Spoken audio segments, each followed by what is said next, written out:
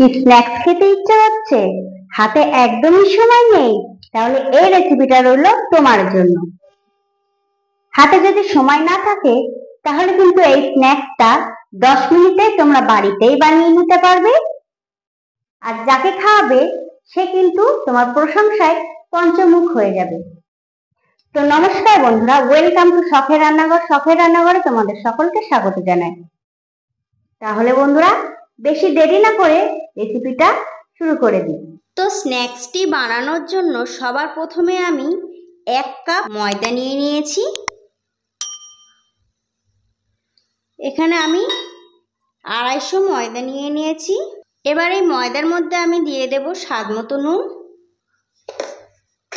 আর আমি এখানে কিছুটা আজওয়ান নিয়ে নিয়েছি, আর এই আজওয়ানটা আমি একটু ক্র্যাশ করে দিয়ে দেব।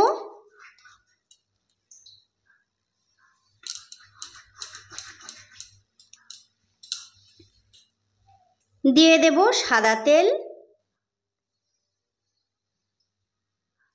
সাদা তেল দিলে কিন্তু স্ন্যাক্সটা খুব মুচমুচে হবে। এবার আমি ভালো করে মেখে নেব। আর ময়দাটা কিন্তু মাখার সময় ভালো করে ময়মটা আগে দিয়ে দিতে হবে। ময়ম না দিলে কিন্তু স্ন্যাক্সটা মুচমুচে হবে না। তো আমি কিন্তু ময়দাটা ভালো করে ময়ম দিয়ে নিয়েছি। দেখতেই পাচ্ছ, মুট করলে দলা হয়ে যাচ্ছে আর চাপ দিলে ভেঙে যাচ্ছে, তার মানে ময়মটা দেয়া হয়ে গেছে। এবার আমি অল্প অল্প জল দিয়ে শক্ত একটা ডো তৈরি করব। আর এই স্ন্যাক্সটার জন্য কিন্তু ডোটা একদম শক্ত হবে, বেশি নরম কিন্তু ডোটা করা যাবে না, তাহলে কিন্তু মুচমুচে থাকবে না।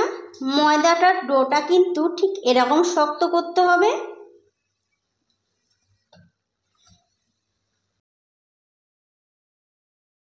তো ডোটা কিন্তু আমার মাখা হয়ে গেছে। এবার একটা ভেজা কাপড় দিয়ে আমি ডোটা ঢেকে রেখে দেব 10 থেকে 15 মিনিটের জন্য। এবার আমি এখানে একটি আলু সিদ্ধ নিয়ে নিয়েছি। এবার আমি আলুটার খোসাটা একটু ছাড়িয়ে নেব।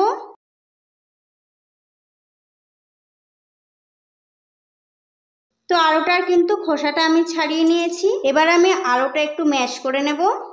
আর এই কাজটা কিন্তু তোমরা গ্রেটারের সাহায্যেও করতে পারো, বা এরকম একটা কাঁটা চামচের সাহায্যেও করতে পারো। এইভাবে আলুটা করে নিলে কিন্তু আলুর মধ্যে কোনো রকম দলা অংশ থাকবে না, আর স্ন্যাক্সটাও কিন্তু খেতে ভালো লাগবে। এবার আমি আলুটা একটা মিক্সিং বোলের মধ্যে নিয়ে নেব।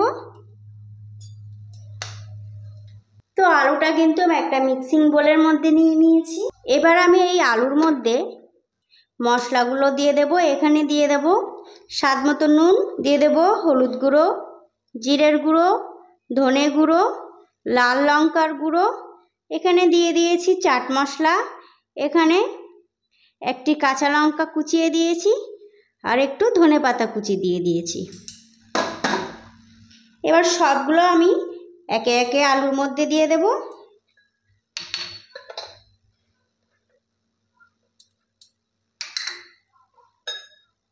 আর এখানে কিন্তু নুনটা আমি পুরোটা দেব না।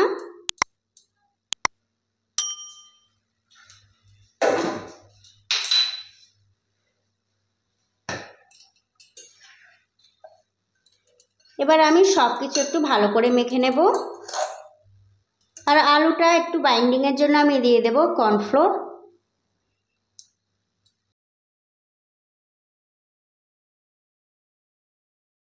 এখানে আমি ছোট বাটির 2 বাটি দিয়ে দিয়েছি। এবার কিন্তু আমি হাত দিয়ে ভালো করে মেখে নেব।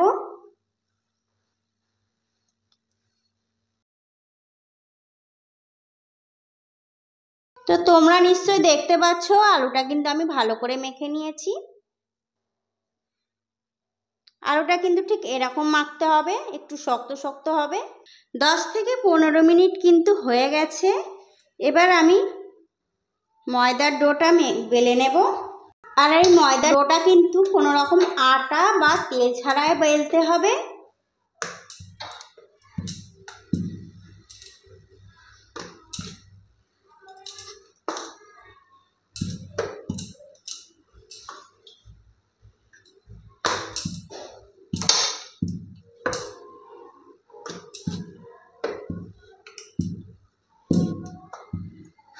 আর আমরা যেরকম রুটি বানাই সেরকম কিন্তু পাতলা করে এটা বেলবো না, একটু মোটা করে বেলবো। তো বন্ধুরা, তোমরা দেখতেই পাচ্ছ আমি কিন্তু একটা গোলাকার শেপ দিয়ে নিয়েছি। এবারে সেন্টারে একটা ছোট বাটি বসিয়ে দেব। এবারের সাইডে এই আলুটা আমি দিয়ে দেব। প্রথমে আমি একটু হাত দিয়ে দেব, তারপরে ছুরি দিয়ে কিন্তু স্প্রেড করে দেব আমি। এইভাবে কিন্তু আলুটা আমি চারিদিকে সমানভাবে দিয়ে দেব, কোথাও যেন কম বেশি না হয়। তো পুরো জায়গাটা কিন্তু আমার কভার করা হয়ে গেছে। এবার আমি এই ছোট বাটিটা তুলে নেব। এবার কিন্তু আমি কেটে নেব।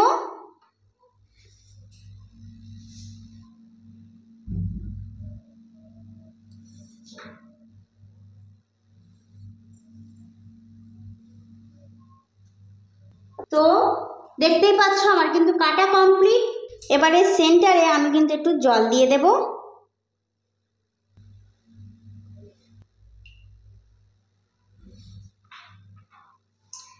তারপরে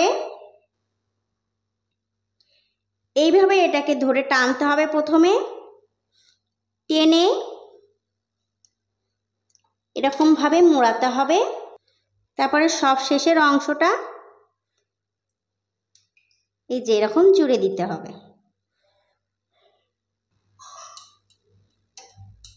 আমি আবারও একটা তোলা দেখিয়ে দিচ্ছি। প্রথমে এই কোণা দুটো ধরতে হবে, ধরে এরকম চাপ দিয়ে আটকে দিতে হবে, তাহলে কিন্তু আর ভাজার সময় খুলে যাবে না।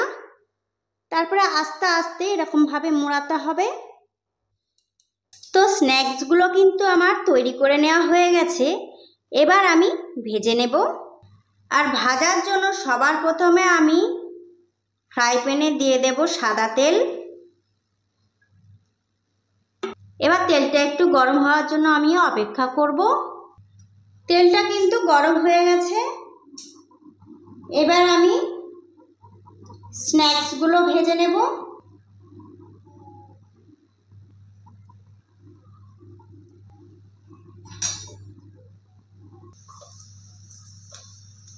আর এইভাবে কিন্তু হালকা ব্রাউন কালার করে আমি ভেজে নেব। এইভাবে উল্টে পাল্টে কিন্তু ভেজে নিতে হবে। দেখতেই পাচ্ছ একটা স্ন্যাক্সও কিন্তু আমার খুলে যায়নি।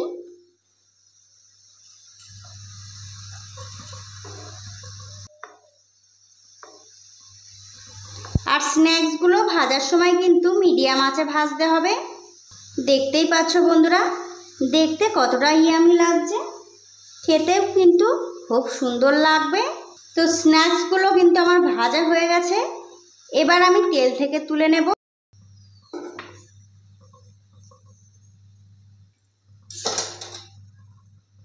এই যে দেখো বন্ধুরা, কত সুন্দর লাগছে দেখতে।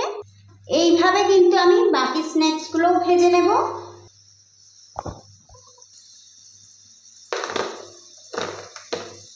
আওয়াজটা তোমরা শুনতেই পাচ্ছ কতটা ক্রিস্পি হয়েছে। এবার আমি একটা ভেঙে দেখিয়ে দিচ্ছি কতটা মুচমুচে হয়েছে।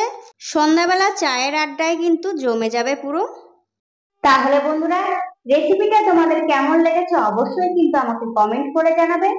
আর যদি ভালো লেগে থাকে তাহলে একটা লাইক করে দেবে। আর বন্ধুরা, লাইক করলে কিন্তু মোটিভেট হয়ে ভিডিও করার আগ্রহ বাড়ে। আর যে সকল বন্ধুরা আমার চ্যানেলে নতুন আছো তাদের কাছে আমার একটাই অনুরোধ, আমার চ্যানেলটিকে সাবস্ক্রাইব করে পাশে থাকা বেল আইকনটিতে ক্লিক করে রাখবে। এতে আমি যখনই ভিডিও ছাড়বো সবার আগে পৌঁছে যাবে তোমার কাছে। তাহলে আজকের মতন এই পর্যন্ত, দেখা হচ্ছে অন্য কোনো রেসিপি নিয়ে। সবাই ভালো থাকবে, সুস্থ থাকবে। নমস্কার।